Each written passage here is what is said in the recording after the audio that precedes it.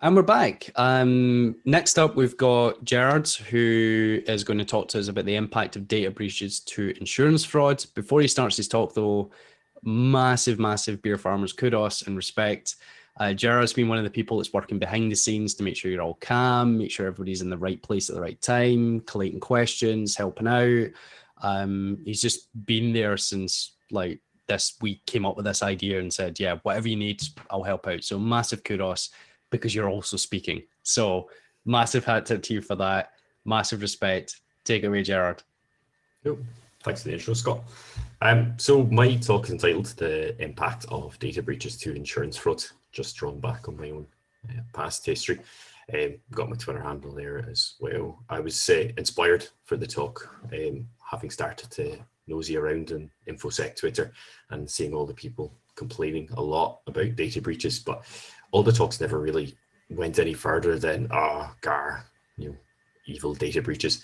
But I got to see in my previous role quite a lot of the things that kind of happened to victims and people where the data breaches actually were applied by criminals. So I'm going to give you a bit of an insight into that kind of thing so we can learn a bit from it together. So who am I? I was actually a chemistry student. Didn't stumble in or graduate in anything to do with financial crime or fraud or criminology or anything like that. I did a chemistry degree quite a few years ago now, finished up, moved to the UK, couldn't find work because I managed to plan it in 2008 when everything went kaput in the world. So ended up working in customer services insurance at a large insurance company and moved around there within the same company and eventually landed in financial crime, investigating application fraud. So not the crashing cars together, but more the applications that are being put in. I do have a disclaimer I need to start before I go too much further. Please don't do this at home or at work or anywhere else for that matter. I wasn't brave enough to put Matt Clibbert's little video in of don't into this slide because I knew I'd break my slide deck, but please, learn from this, but learn it in order to save people. And so a couple of terms I'm going to throw out, things like policies, brokers, NCD. A lot of you will drive already, some of you won't. Quite happy to answer any questions you've got afterwards if I'm throwing out a term that I haven't listed here. No claims discount is one that we see a lot of fraud on because it's someone trying to obtain a discount they're not entitled to by falsifying documents. If you drive a car and you run a full year without actually running into anyone, then they'll give you a discount for the following year you can take to another company. A lot of people like to fraudulently apply those and send them in. I think one of the best ones I've seen is where we looked at it, opened up a document and folded it out going, the number of years looks a little bit strange. And everyone laughed as we saw the little bit of paper fall off the number of years because someone had just written down the number of years on the document, glued it onto the page and sent it in to us, hoping that we wouldn't notice, but they put it on the fold. So it had started to take itself off at that point. But that was you do get to see some rather interesting ones going around. The ABI, a lot of the British insurers, all the British insurers will report into them action fraud, where if you say you've been a victim of fraud to the police will direct you onto action fraud to make the report. And I also reference CIFAS as well, who are a fraud prevention service in the United Kingdom. And they do a lot of work in putting a lot of information out there to help victims of fraud as well and identity theft. But to give you an idea of what used to happen before data breaches, because I managed to start in financial crime before we started to see all these data breaches going out, we had the likes of false rural addresses. So I'll use the UK as my examples because that's where my experience is. And for insurance, where you live is very important. So a lot of the fraudsters, in order to make sure the prices were quite cheap for an insurance policy, would pick rural addresses. So the likes of Aberdeen, Inverness, Cornwall, Exeter. I think the worst I ever saw a house hit was about 130 insurance policies taken out at the one house in Aberdeen, which I felt rather sorry for the person living there, but unfortunately we weren't able to put a stop for it. But the reason they like to make sure that the prices are really cheap for the insurance is because you can see the second point down is payment fraud. They're using stolen bank details to actually put the deposits in. So if you're using a stolen card, you want it to not hit any triggers of the bank. So you want to keep the payments as low as possible coming out of it. and you also want to get more mileage out of the card, so it'll continue to be used as much as possible, which made sense for them to then target the cheaper areas of the UK. Obviously, to keep things cheap, wouldn't tell anyone anything about claims or convictions at all. And I already told you, see a lot of faults and no claims discounts coming in, or POBs, as some people like to call them, as a proof of bonus. But the main culprits for a lot of the organised fraud that we would see are people called ghost brokers. You see the definition that the Insurance Fraud Bureau has thrown out there. The fraudsters who sell drivers apparently cheap motor insurance deals, but issue policies that aren't worth the paper they're in them. That is about as spot on as you can actually get with them. They will go about and buy their policies from a company using false information, and before the likes of the data breaches, they would then doctor the documents and hand them out to people who would see their names on the documents and think, oh, everything's absolutely fine with it and moving on. But with the advent of data breaches, they changed their act up a little bit. But the thing is, why would someone actually go and use one of these ghost brokers? You're not going to find them on the high street. You're not going to find them on the normal websites at all. The reason comes down to pure cost. And a lot of people who are targeted are young people. So you can see there, the average cost of car insurance for someone aged 20 to 24, so may have been driving for a couple of years, you're looking at over £900 a year for them. And then if they're even a slight bit younger, for someone coming into their first car, Confused.com reported last year that you were looking at nearly £2,000 for someone who's 18 years old to drive a car. So that's going to put them in quite a bit of a pickle. How many 18-year-olds are going to have that kind of money to be able to pass out? They may have spent all their money trying to get the car that they wanted, and they're going to really find it a struggle to get the money. But the ghost brokers also target vulnerable people. So they'll be targeting the people who may have moved to the country recently, where English won't be their first language. So they're reliant on contacts already there. So again, we see a lot of it in communities where there was a tight-knit community where someone was held up as an example of, this is the go-to person, you want to get this sorted. But what was actually happening is that person was taking advantage of all these others, be it the Polish community, the North African community, people where they just didn't understand the documents that were being shared in front of them, but they were reliant on a community member to support them. And unfortunately, the wrong community member on occasion would be the broker who's setting up these policies. They do obviously, these people are organized criminals.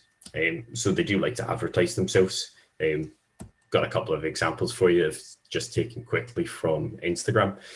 You can see what they're looking for to lure people in: needing car insurance, convicted drivers insurance. So people who are struggling to get insurance because maybe they've got a drink driving conviction. Young drivers, 17 plus, up to 50%. Not really sure what they're offering up to 50% off, but maybe you go to them with a quote and they then go and try and get up to 50% down off. As you can see in the last example, those hashtags can lead you down a bit of a rabbit hole if you start looking at them on Instagram. By the way, if you see all these dodgy people offering insurance, which lures people in. Legit insurance and cheap insurance are two ones of, well, why are you using Instagram to go and find your car insurance? But you can find quite a lot on those, and it can be quite interesting to track the people you're tracking when you see them in the policies coming into the business. You can then trace them back to seeing the screenshots these people are sharing of, I've just paid for this policy for a customer. But giving an idea of the kind of numbers, we're not talking small, isolated cases. There was nearly 750,000 application frauds reported to the Association of British Insurers in 2019. Now that can be anything from, I believe, left off a conviction that I've had in the last 5 years, be it going through, speeding, or being caught on my mobile phone, to leaving off claims, to being connected to organised crime, being ghost brokering, and having a false policy set up.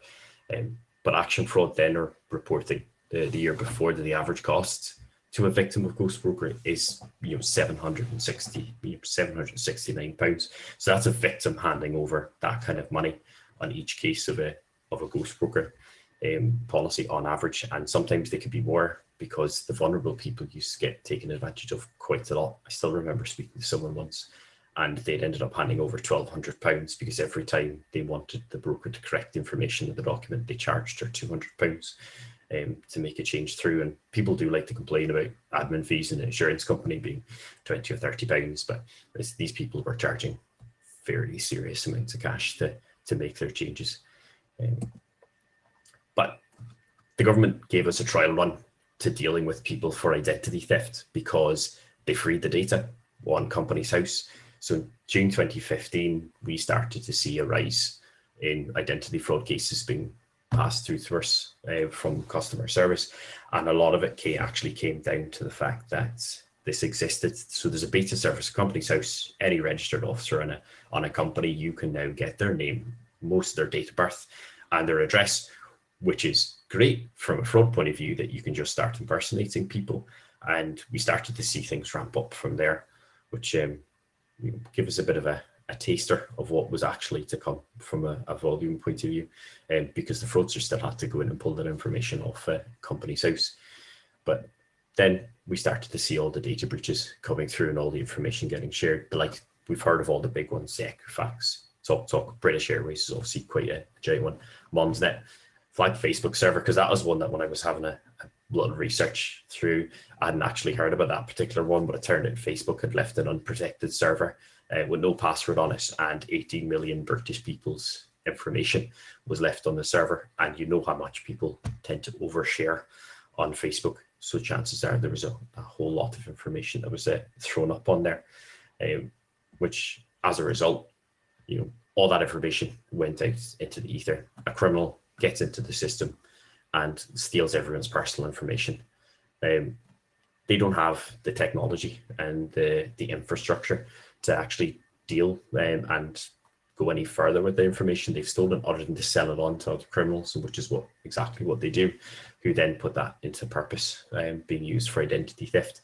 And all sorts of things can be applied for: mortgages, mobile phones, my experiences in motor insurance. So I'll delve into my example, keep my examples there, but it can be used for a multitude of reasons. But the idea is, well, how much are these payment details actually worth? So there was a study done a couple of years ago, and these are the up-to-date figures that Privacy Affairs have shared. They did the work with CIFAS back in 2018 to release a report called Wolves of the Internet, which is definitely worth a read after Beercon and having a look. But Privacy Affairs kept going with the updates for the Dark Web Price Index, and those are the most recent figures they have. So you've got the likes of MasterCards and Visas and American Expresses, so you can buy, and you're not actually paying that much for them. The one at the end is probably one that you wouldn't have come across as a term, and that's that's someone's full identity. So they're saying that for $42, you can buy someone's complete and utter identity and impersonate them, which, in the grand scheme of things, doesn't exactly put a whole lot of value on someone. So after the data breaches, we found that they were starting to target local areas, because the ghost brokers who were setting up these policies, these organized people, were finding a lot of complaints from the folk they were setting up insurances for. If you pretend to live in Aberdeen, but you were living in the likes of London, the police cottoned on quite quickly to the fact that, well, if this car is registered in Aberdeen and I pull this guy over because he's driving around in North London, I'm going to have a little chat, and they hand over the driving license. The driving license is also in North London. They're going to ask a lot more questions. Whereas now they were offering a service where they were impersonating a local person and having the person driving around using a stolen identity as the policyholder say, oh, this person's responsible for this. And again, they kept with the tact. They're still using stolen payment details to pay for it. No information on claims or convictions history for the people who were driving in the cars. And there was a slight change with the false documents getting through. Definitely noticed there was a lot more utility bills and the like were being provided through as false documentation from people who are sending things into ourselves. But to give you a proper visual of how it works and a working example of this kind of thing. So you get the likes of someone who's recently moved to the country, looking for work, just bought a car. Alan, he's young, needs some insurance to get himself sorted. So he does the right thing. He goes around, looks online. That is where everyone says this is the cheapest place to go for your insurance. So he goes to Sean, and Sean from the National Beer Farmers Union gives him the price of £2,000 for his insurance, and thinks, right, this is a bit too much. I can't afford this at all. So Alan later that night is having a drink with his pal, because you share with your pals all your stories, and Rag is just telling him, look, I use this guy, found him online, Instagram, great guy, Scott Insurance, like he's sorting me right out. Go on to him, he'll sort of give us a discount on the details for what you're having to pay. And Alan thinks, well, right, okay, I can do that. Let's see how much money he can actually save me through. Scott's not Scott. Scott's Scoot. Not genuine insurance at all. And Scoot goes through the chat of saying, look, I've got this pal, Mike. Mike can sort out your insurance. He knows how hard it is for young people. He feels really bad. Insurance companies are screwing you over.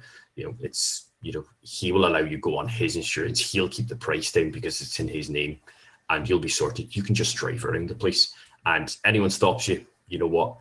Mike will sort it out. You just direct them on. Tell him Mike's your uncle, and they'll go from there, and they'll leave you be. So Alan thinks, God, this is great. Gets his insurance for £300-400, hands it over as a bank transfer, or even in one case, I've heard of, met someone in a railway car park and handed over cash.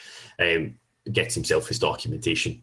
Mike's name's on it, but Alan doesn't mind because he's already been told. Mike's fully aware. It's absolutely fine. So that Mike will sort anything out if there's been any problems with the insurance. But this, has its problems when you're targeting local people. Alan gets into bother, and he gets the wrong police officer, who pulls him over and goes, you know what, there's something not quite right here. And in one case, we actually had a police officer phone us the morning after a stop, where in this example, Alan was taken to Mike's house and left in the back of the car, and they've chapped the door of Mike's house and said, Mike, do you know this chap in the back of the car? To which Mike obviously has absolutely no idea, because Scoot has bought Mike's details off one of the data breaches, and says, no, I don't know this guy at all. And that's how Alan was nicked, for impersonating someone, as well as the insurance fraud for the false information that was used. Now, you do get the odd person who does know that, you know what, I'm not going to look this gift horse in the mouth. There's something quite wrong, but I won't ask any questions, and that way I can't lie when I go through the details. Because we did have someone once who, a month after his insurance was stopped for appearing on a policy where the identity was stolen, insured themselves in their own name, sorted it out themselves. Obviously knew there was something dodgy, but decided, right, I'll go my own way. But when challenged on it, the fact that, well, actually your car and your name and your details appeared under Mike's insurance, and Mike's already phoned in to say he has no idea about this, his identity's been stolen, then tried to claim that they had no idea how that possibly could have happened, because they'd never seen the car until the week before that they'd taken out our policy, never mind the month before. But when obviously pushed, we're kind of going, well, they had your name, your date of birth, and it's the car you're currently after buying. So the chances of that actually happening are slim to absolute none. But people will still chance it and see what they can talk their way out of, which is unfortunate. But in a lot of these cases, Alan is also a victim as well, of someone who's been conned over. So you do have quite a bit of fallout. Alan's obviously paid over fake insurance. He's also handed over his personal information to a broker who's now being paid and has gotten a new identity he can use at a later date to fraudulently impersonate Alan. And if the insurance gets stopped down, all the contact details are wrong on the insurance policy. So he could be hit with a fine of £1,000. His car could be taken off him and end up at 6 points in his license, which in the UK for the first 2 years, that could be your license gone, and then having to reset your test again. So it could be quite problematic for young people and vulnerable people who've only just recently got their licenses as well. Mike's obviously got the problem where he's got unsolicited mail, which doesn't sound that bad of, it's just spam mail coming through. But a lot of insurance companies nowadays, what they do is they don't actually write out anymore. They do a lot of it online. So the first time that Mike can find out that his identity's been stolen is actually when the police write to him to say that Alan's been speeding in his car, and the penalty notices get sent to the address that the insurance is set to, which is obviously problematic and disturbing for anyone as well, obviously given the confirmation his identity's been stolen.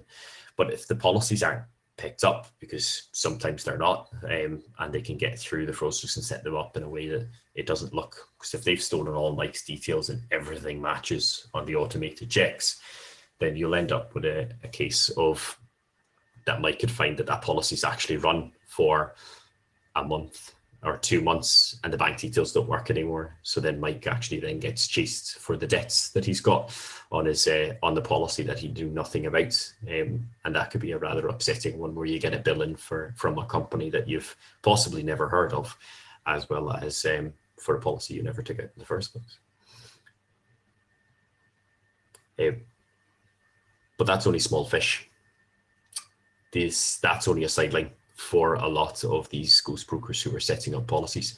A lot of them, well, all of them are criminals, but they will all have links back to organized crime. And there's quite a lot of activity goes on with regard to it, because criminal gangs don't want their cars being pulled over. They want to be able to travel with ease without anyone bothering them or asking them any pesky questions like, where did these people in the back of your car come from? Why is there a bag of tools in the boot of the car? You can see there's the top 2 points are transporting people and people trafficking. There is a difference between the two, because the organized crime groups want to be transporting their staff, we'll say, around the UK. We know from law enforcement that they actually can fly people, and some organized groups will fly people into the country, put them up in a hotel, then have them commit burglary or other crimes, and then fly them back out again the following day, which makes it quite difficult for them to actually track these people down. I had a rather interesting case once where someone whose bank details had been used as well as their identity had been stolen. We had a chat, and they gave me the details so I could go phone their bank to see if we could line up any information, kind of work together with regard to like sharing, which is what a lot of companies do try and do. And the person at the bank started laughing, because the bank card that had been used to set up the insurance policy with ourselves was also used to book a flight from the UK back to Eastern Europe. And it turned out that as I was on the phone, the flight was due to land. And give him a little bit of a chuckle when he was thinking about just that one card. It was just absolutely hammered. There was takeaways on it. They booked a hotel.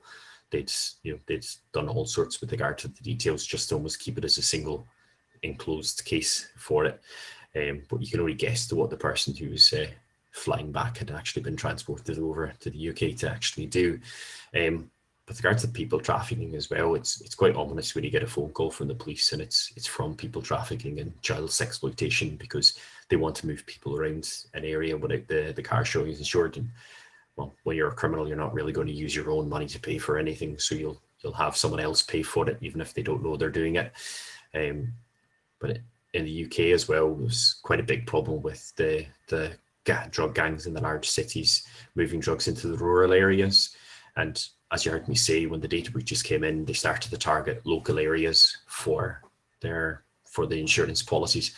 And what we actually found, having spoken to the police down in the kind of Devon and Cornwall area, was that they were insuring the cars down there to show us there, but what they were doing, the car was doing, was going to and from that area and London, doing the transportation of the drugs and moving them around the country that way, which is quite a way. I did get a call once where someone says, that car you've got on cover, and it's like, yeah, we've got that. We're just about to get it off cover. And it's like, I wouldn't worry about it driving anywhere. We raided a house yesterday in London and it's up on bricks, and the front garden outside, which was nice to know the car wouldn't be involved in any accidents, because that's the last thing you want to hear when you're dealing with these, that someone's been hurt, that they've been involved in an accident. But it was nice to know that the car was up on bricks.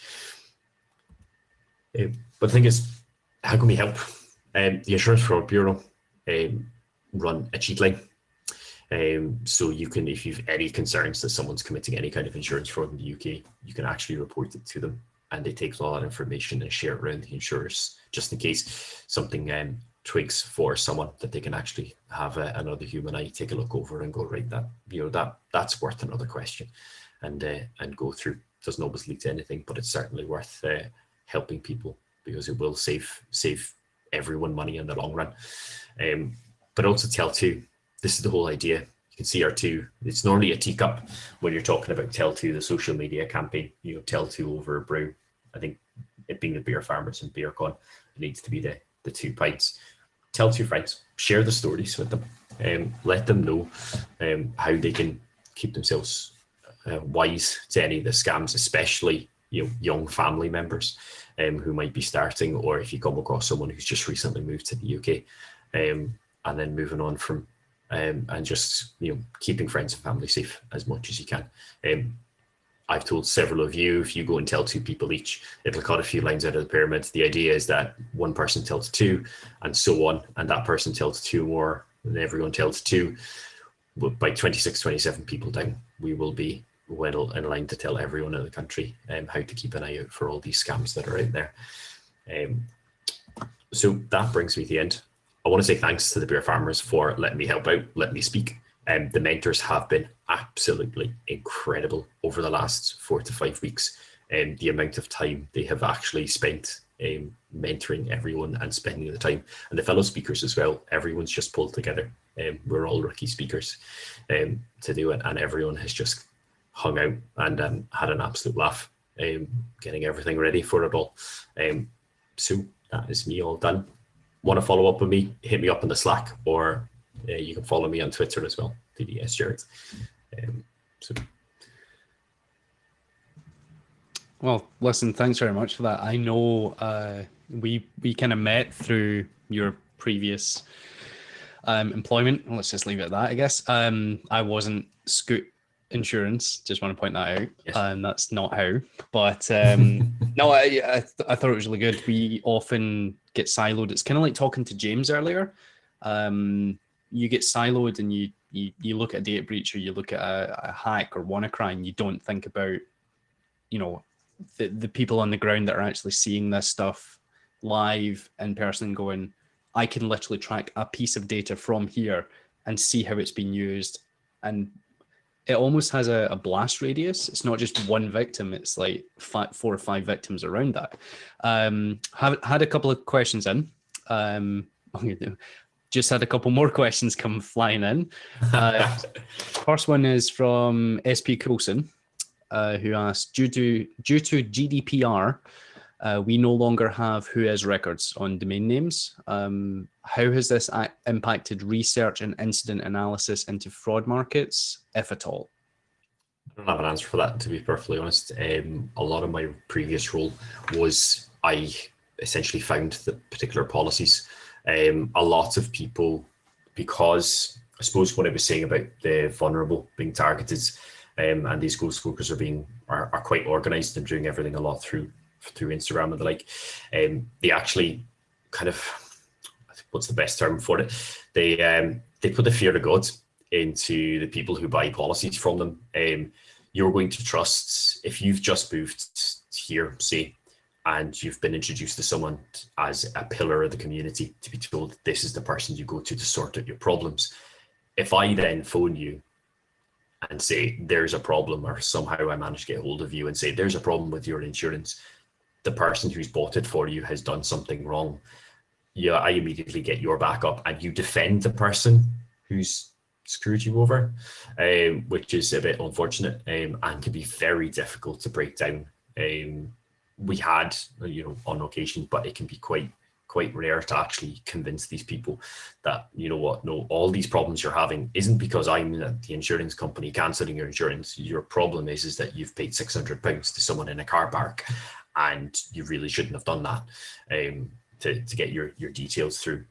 But yeah, the whois stuff, we rarely came across being able to track down the particular websites and that, with regard to how my job was quite siloed in that fashion. So it wasn't something that we particularly saw all that often, but hopefully that kind of starts to answer the question for you. Sure. There are a couple more questions in Slack.